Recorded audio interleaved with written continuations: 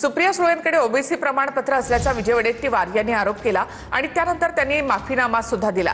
सुप्रिया सुळेंनी हा आरोप धादांत खोटा असून वडेट्टीवारांनी जाहीर माफी मागावी अशी मागणी केली होती। यानंतर वडेट्टीवारांनी सुप्रिया सुळेंची माफी मागितली आणि आपल्याकडून त्याचा अनावधानाने उल्लेख झाल्याचं म्हटलं। सुप्रिया सुळे यांनी सुद्धा जर वडेट्टीवार यांनी माफी मागितली असेल तर आता वाद संपला असं म्हणून या सगळ्या प्रकरणावर पडदा टाकलेला आहे।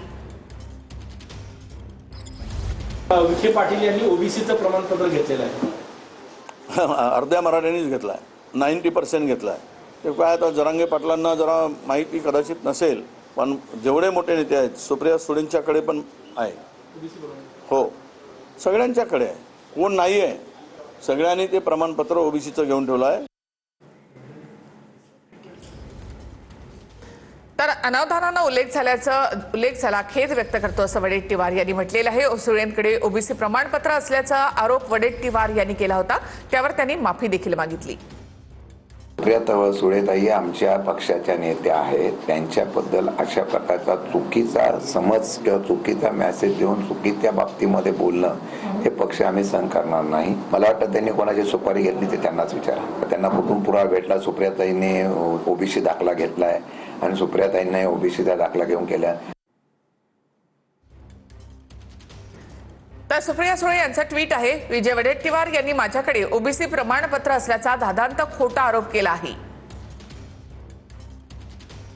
माझ्याकडे ओबीसी प्रमाणपत्र असल्याची माहिती त्यांना नेमकी कोणी आणि कोणत्या आधारावर दिली हे त्यांनी जाहीर करावं। माझ्याकडे ओबीसी प्रमाणपत्र असल्याचा त्यांचा दावा असेल तर त्याचे पुरावे जाहीरपणे सादर करावेत आणि सिद्ध करावेत, अन्यथा कोणत्याही पुराव्याशिवाय केलेल्या या आरोपाबद्दल त्यांनी माझी जाहीर माफी मागावी।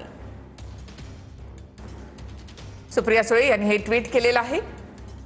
त्यावर वडेट्टीवार यांनी म्हटलं की ओबीसी प्रमाणपत्राच्या संदर्भात माझी भूमिका मांडताना खासदार सुप्रिया सुळे यांच्या नावाचा अनावधानाने उल्लेख झाला। त्यांच्यावर कोणताही आरोप करण्याचा माझा हेतू नव्हता। अनावधानाने त्यांच्या नावाचा उल्लेख झाल्याबद्दल खेद व्यक्त करतो। मात्र याचा अर्थ ओबीसी प्रमाणपत्र घेणाऱ्या मराठा नेत्यांबाबत माझी भूमिका बदललेली नाही। माझा संघर्ष कोणत्याही व्यक्तीविरोधात नसून ओबीसी समाजाच्या हक्कांच्या संरक्षणासाठी आणि सामाजिक न्यायासाठी आहे।